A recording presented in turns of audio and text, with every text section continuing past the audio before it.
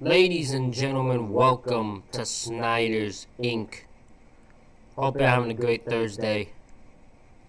And today, we got more Mr. Ballin' reaction for you. What's the video? Well, the video is, she tried to hide it, but that made it worse. The Circleville Letters. I think we need to get in this. Are you guys ready? I'm ready. Let's go.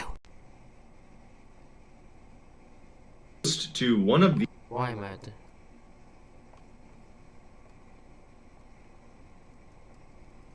I got everything's going wrong already. We've already been... Central Ohio called Circleville. It's a population of maybe 10,000 people. It's very modest, blue collar, totally obscure. Unless you maybe have relatives from Circleville or you are from the area, there's a good chance you've never heard of Circleville. Their big claim to fame is their pumpkin show that they've been hosting every year since 1903. But if you're a fan of unsolved mysteries, there's a pretty good chance you've heard of Circleville because it played host to one of the strangest mysteries that played out in American history that started all the way back in 1976 and, depending on your viewpoint, still persists to this day.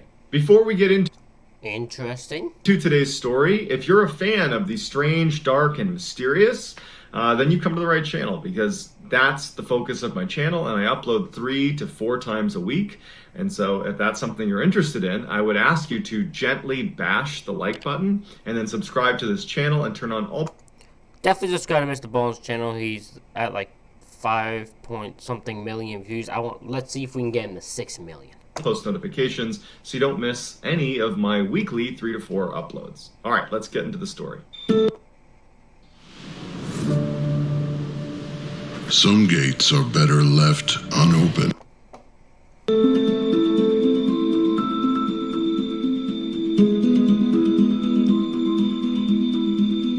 In 1976, Mary Gillespie lived in Circleville, Ohio with her husband, Ron Gillespie. And Mary was a bus driver for the local school. And one day, she came home from work and she found a letter that was addressed specifically to Mary. It had no return address and it was postmarked from Columbus, Ohio. The letter effectively said, "We know you're having an affair with the superintendent of the school. You must stop and come clean and tell your husband. If you don't, bad things are going to happen to you. We're watching your house. We know you have children." Now, Mary was obviously frightened. She was scared for her kids. I don't like the dark voice he uses for this, but I get why he doesn't. She was scared for herself. You know, she didn't really know how to react to this letter, so she just ignored it and hoped that it was a hoax and that it would just stop. But a week goes by and she gets another letter. This letter was even more threatening, saying that if you don't stop this now, we are going to harm you. This is not a joke. Mary decided to ignore that letter too. But literally the next day, her husband Ron woke up one morning and got the mail and found a letter addressed to him. The letter had no return address and was postmarked from Columbus, Ohio, just like the first 2 letters sent to Mary. The letter to Ron said that his wife was having an affair with the superintendent of the school and that if he didn't confront her and get her to admit the truth and get it to stop, that Ron's life would be in grave danger. Ron is... Well, this guy... I don't know why this person has such an obsession with the affair here. I'm gonna guess it's the superintendent's wife. Probably. But either way, this person is determined. Horrified to read this letter. He hadn't suspected anything of his wife. This was very uncharacteristic. And so he went to Mary and he said, "Hey, I got this letter. What is this? I've gotten 2 of these letters. I've just been ignoring it. I didn't know what to do." And she aggressively denied any accusation that she was having an affair. She said, "I'm not doing any of that." And so Ron believes his wife and says, "You know what? I don't know what this is, but I believe you. Let's ignore this. This will go away. I don't know what this is, but it'll go away." A week later, Ron receives another letter addressed to him, no return address, postmarked from Columbus, Ohio. This letter said, "Ron, it's been a week and you haven't done anything. You have to get her to admit the truth. Otherwise, not only are we going to put your life in danger, we're also going to broadcast what she's doing all over town on billboards, on radio, and on TV. So at this point, Ron and Mary are scared. Ron is still standing behind his wife. He believes his wife that she has not had an affair, that this is just some horrible hoax. But they're...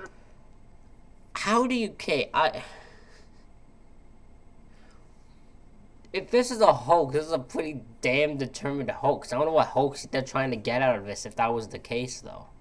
That's the only issue. I can't figure out what they'd be trying to get out of it. They're scared, but they don't really want to go to police yet. They kind of want this to just go away. So their first step is, let's tell some people in our inner circle just to kind of put this out there and see what other people think.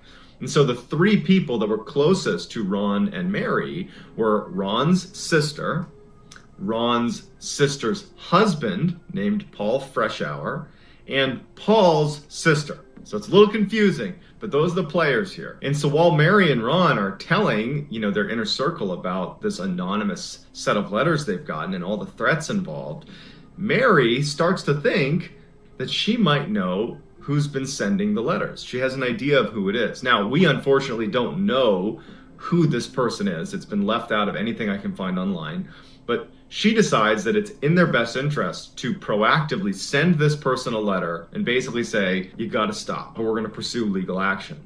And initially, when they started sending the letters, while it's unclear if they got any sort of response from this person, the letters, the anonymous letters, did stop. But that would all change in August of 1977 when Ron was home one night with the kids, Mary was out, and Ron receives a phone call. He picks up the phone call, and his kids would say that his entire demeanor changed.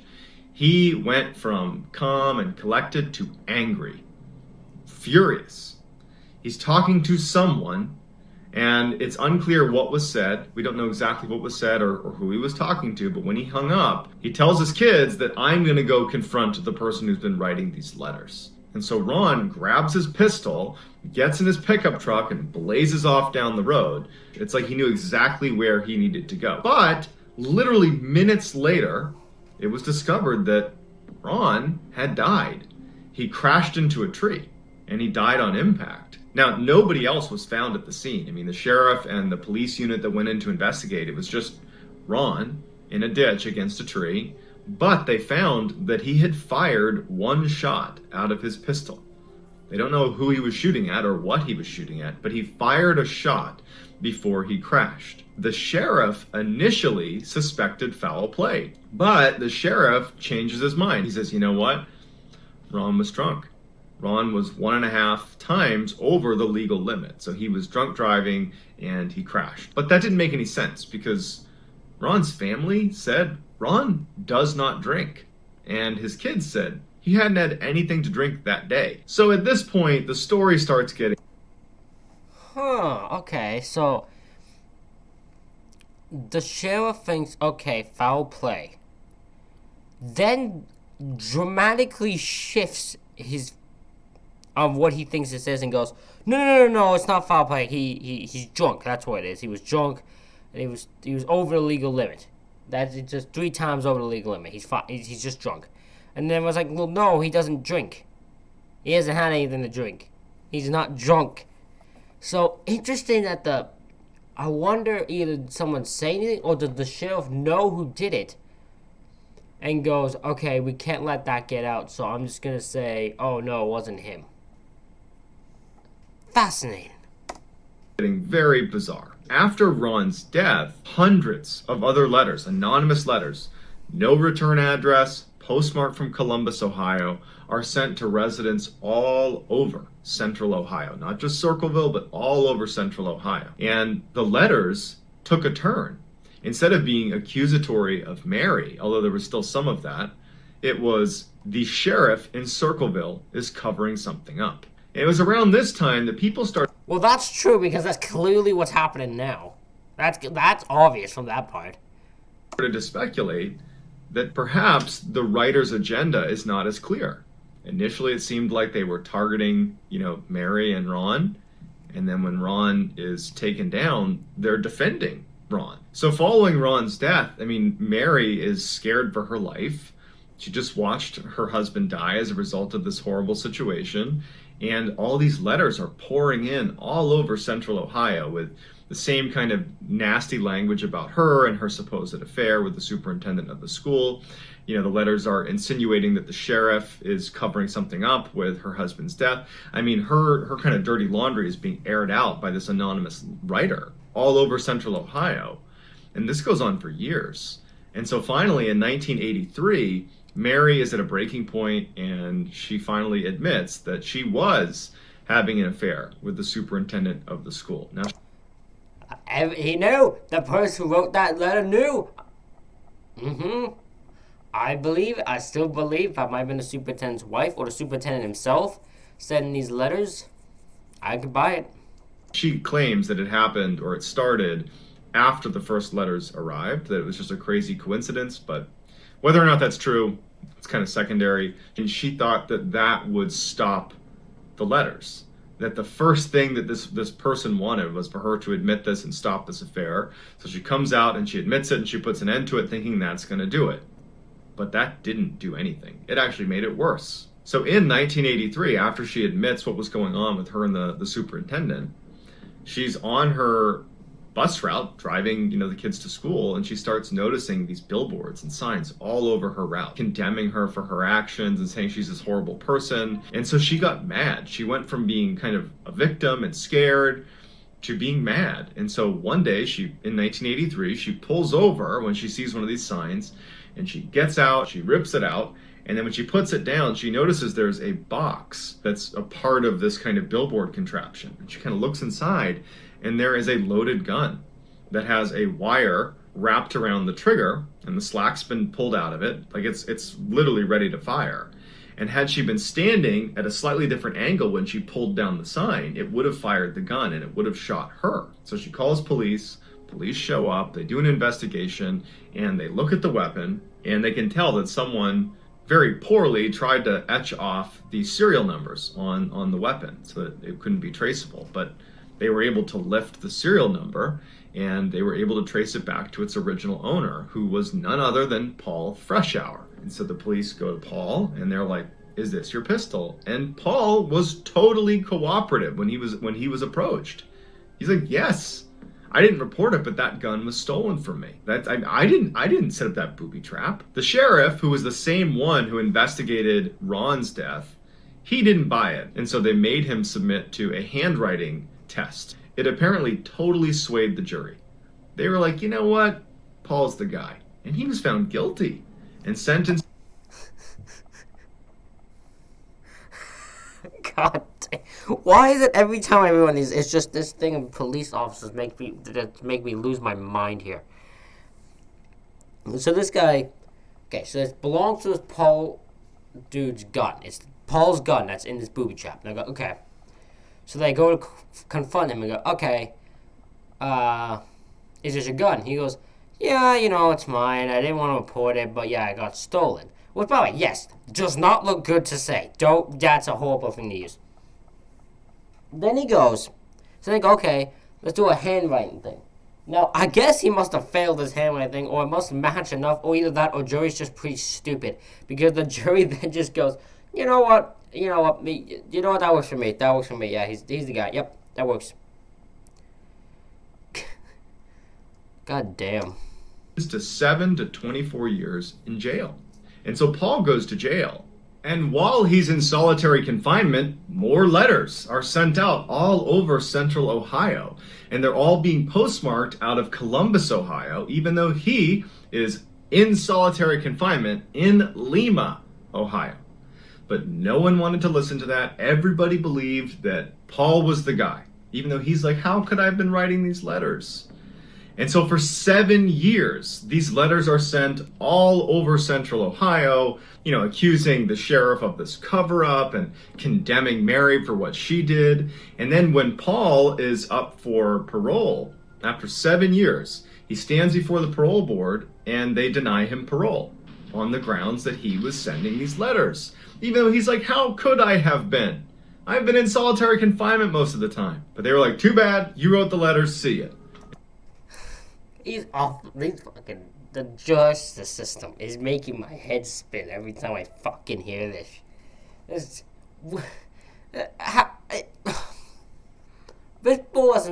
This man's in solitary confinement. But letters are still being sent from Columbus, and you still somehow think these officers are idiots. And so he goes back to jail. And it was at this point that Paul he gets a letter. This letter was taunting Paul because they apparently had known that he was denied parole based on him being the writer. And instead of it being written in the first person, like I, it was written we. We are keeping you in jail for as long as we can. Basically saying, haha, we know you didn't do it, but we are going to keep you in jail for as long as we can. And they even said, that booby trap is not the only one. It's only a matter of time before somebody else finds one, and then you're going to get blamed for that too. But following that letter, the letters stop. And so for 3 years, Paul remains in jail until he's up for parole again. And since there haven't been any more letters, and no one found any more booby traps, Paul's granted parole. Paul would maintain his innocence all the way until 2012 when he passed away. So in 1993, which was the same year that Paul was released from prison, the very popular TV show Unsolved Mysteries decides to cover this story. As soon as they are beginning to do research on it, they receive a letter from an anonymous person with no return address, postmarked from Columbus, Ohio, written in the same style handwriting as the Circleville writer. It said, if you come to Ohio, you El Sickos will pay. And so the staff and crew of the show Okay. had a decision to make. Is this a credible threat or not? Do we actually pursue this or not? And they ultimately decided that they had to do it now. And so they go into Ohio and they do their own research and they start questioning people that were involved in this case. And they come across a crucial piece of evidence that more than likely could have potentially kept Paul from going to jail. They discovered that there was another witness that was never brought forward despite she made herself available. She was not used in the trial and was basically cast aside, but she was also she was a bus driver. And she was on the same route as Mary. And before Mary went to that booby trap sign and ripped it down and almost was shot, this bus driver was ahead of Mary. And when she passed by, she saw there was a yellow, flashy El Camino sports car parked near the sign. And standing outside of the car, near the sign, was a man who did not match the description of Paul Freshour at all. And when she was interviewed by Unsolved Mysteries in 1993, they were like, really? The sheriff? Nobody wanted to talk to you about this? And she's like, yeah, I told them that I'm available and no one wanted to talk to me about it. So Unsolved Mysteries, they air the episode and nothing comes of it. They don't get any more threats. There's nothing. It just gets aired. It's very interesting. And that's that. Really, at this point, you're left with a collection of people, the police included, that fundamentally believe that there is no mystery. It was Paul Freshour. He's the guy that wrote these letters, that set up the booby traps. He went to jail for it, and that's that. But there's another group of people that believe Paul didn't do this, that he went to jail for something he didn't do. And one of those people is a journalist by the name of Martin Yant. And so Martin, along with a large number of people, believe there are 3 additional suspects that should have been looked into or should be looked into now that could have been the writer. The first one is the superintendent of the school, the one that Mary was accused and then admitted to having an affair with. The second was a co-worker of Mary's that apparently was infatuated with her. And then the third one was Paul Freshour's wife. So they were married when the Circleville writer drama unfolded, but they ultimately divorced. She left him and she ended up getting together with another guy. So she's got a boyfriend. And the boyfriend matches the description of the guy standing next to the El Camino at that sign in 1983. And one of this guy's relatives owned a yellow El Camino. But nobody ever followed up. The police aren't looking into it. Paul Freshour's the guy, and they're not about to reopen this case. For me, the letters that got sent out all over central Ohio while Paul is in, solitary confinement, to me, that is like the number one thing that makes me doubt that Paul was the guy. Now, could he have been involved? Certainly. I think that that's definitely possible. But I think that more than likely what we're looking at here is there was more than one writer. Maybe there's a whole group of them, but it's just unclear what their agenda was. And the whole thing is just very confusing. There's lots of people involved, lots of drama. It's like the most epic drama that's unfolded in the most obscure place in the country. But it is what it is, and it's certainly a fascinating mystery, and I would love to hear what your theories are. Was it Paul Freshour? Was it one of the three suspects that I just listed off that Martin Yant thinks it was? Or was it something else? I'd love to hear it in the comments. I'll do my best to go through the comments and respond to as many people as I can. Well, that seems to be it for that reaction, ladies and gentlemen. Hope y'all enjoyed it. As for what I think, yeah, Paul clearly isn't the guy, because it doesn't make sense that he would be able to write out letters in solitary confinement that the officers would allow to get out. So no, I don't think he did it. I think other people have done it and either framed Paul or Paul's involved, but now he's just being made the main suspect. No one else is getting away. But thank you all for watching, and I'll see you all for the next one.